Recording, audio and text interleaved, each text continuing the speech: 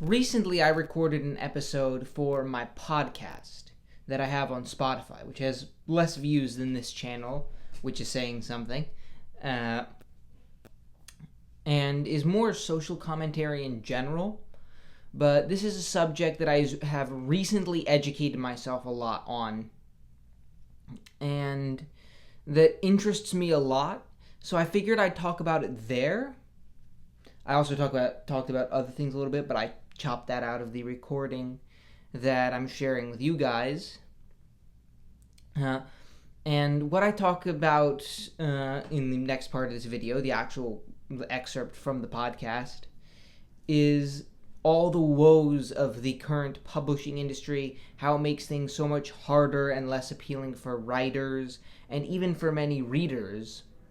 And below, I'll link an article that I've found that explains this in more detail. So, without further ado, the publishing industry. So, to provide an analogy, the card game Yu-Gi-Oh!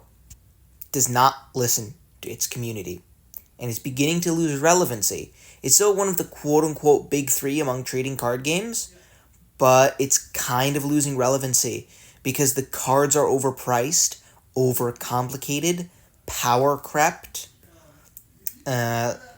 It's often pay-to-play, very luck-based. If you get the first turn, it's very hard to win. Most people who play Yu-Gi-Oh! Most, I think, would prefer if it returned to more what it used to be. But since the company needs to show profit quarter after quarter, rather than playing the long game that it would take to switch back, there needs to be, you need to keep power creeping to sell the new cards. You need to keep adding new mechanics to sell the new cards, because you can't think about selling whether or not you'll be able to sell the next 20 sets, whether or not you'll still be around in 10 years. You got to think about whether or not you will sell the next set. Because if you as the boss don't show a profit, quarter after quarter, you are gone instantly. And I think there's a similar issue with the publishing industry, not listening to both artists and, they listen to some consumers, but a large segment of consumers are simply left forgotten in a way.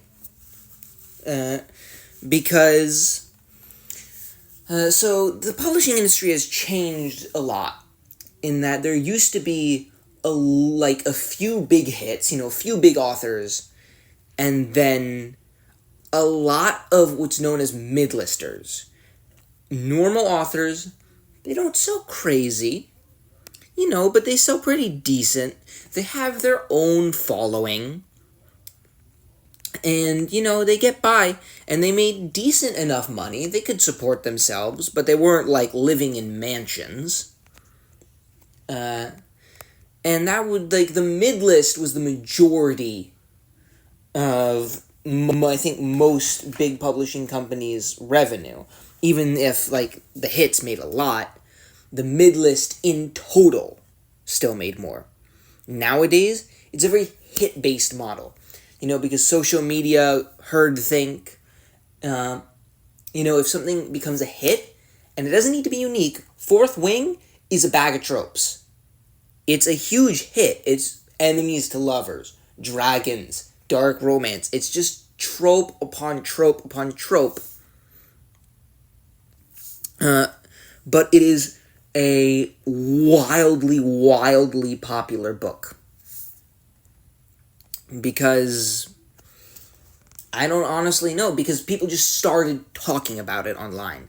And then more people started talking about it because they heard, and it just spreads like that. So the publishing industry, they publish way, way more books than they used to, even though the market is not bigger. Profits are actually down for publishing companies. They're technically the same in terms of total dollars, accounted for inflation, down 30 to 40%, down big. In real terms, the profitability of publishing companies is down big. And they don't push each book as much. They don't invest as much in each book. They used to invest their marketing, they used to in their editing, they used to invest quite a bit in their mid-listers, not as much as in the huge hits, but they got your back. Nowadays, they just throw you out there in case you're a hit. You're not. Move on to the next one. At least among the big five, which are like the really big five companies in publishing: Bantam, Simon and Schuster, HarperCollins, Macmillan, Scholastic, and Penguin Random House. Well, that's 6. I think one of them like fell out of relevancy. I don't know. Anyways, so first of all, it becomes a lot less attractive to become a writer. They pay you less. You have to do more work up front. You have to get an agent. You have to pay for an agent. A lot of them won't accept unagented submissions because they're not doing as much editing because that's too much work. You might not be a hit. You probably won't be a hit. If you're not a hit, they're not going to put that much effort behind you. So after a certain point, writers are going to move elsewhere. A lot of writers fed up with this are moving to self-publishing and also really not selling that much. Self-publishing, unless you have a lot of money already, is hard to do. Although a lot of are moving to smaller presses, smaller publishers are now getting more attention. Because while there are the book talk girlies, because a lot of the publishing industry is very aimed at young women. They're the majority of the people reading now, because that's what the industry is targeting. A lot of men, in general, are kind of left out of things. So when you target that, like, a lot of books now are very, very samey. Very playing on the classic, commercially proven tropes. And very often quite emotionally immature characters who act like angsty teenagers masquerading as adults. Writing has become very immature in a way. And a lot of people, men especially, but also plenty of women, plenty of older women, even younger women who just want to read about adults being adults, which is a significant segment of people now who are fed up with the industry and are looking back through classics, looking back through like people like Margaret Atwood, looking like decades back, because that's where you find actual adults doing adult things. So there's a large segment that the industry just doesn't listen to, because you can get a more sure profit quarter after quarter marketing to the TikTok girlies. But it's not very sustainable, because readers get burned out with everything being the same book. Now readers are beginning to move away. Like a lot of young men are moving to manga, for example.